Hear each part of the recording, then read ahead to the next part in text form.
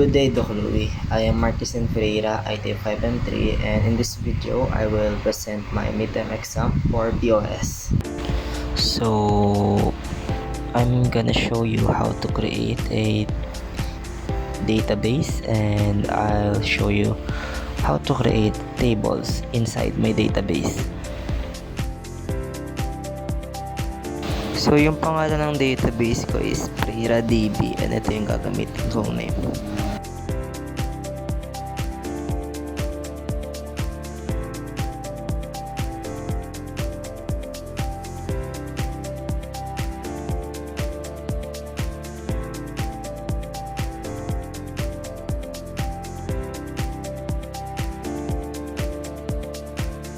So, as you can see dito sa part na to, naka-save na yung gawa ko sa note and ika-copy paste ko na lang to sa shell.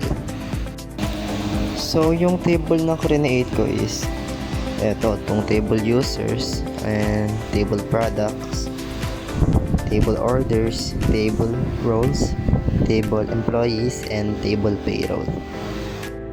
Then pagkatapos nyan is i-describe ko lahat ng tables na ginawa ko if connected siya or gumagana.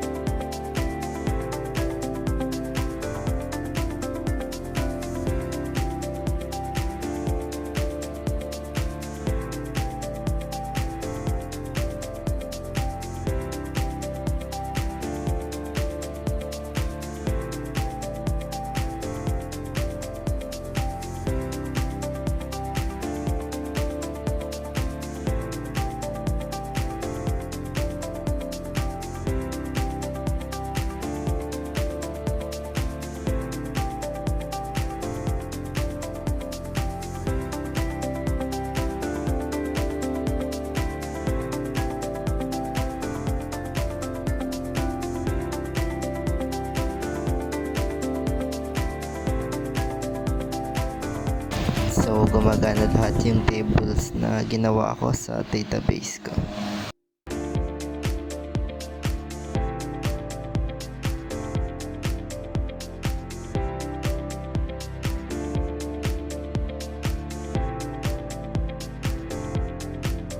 Ito yung database schema ko na ginawa.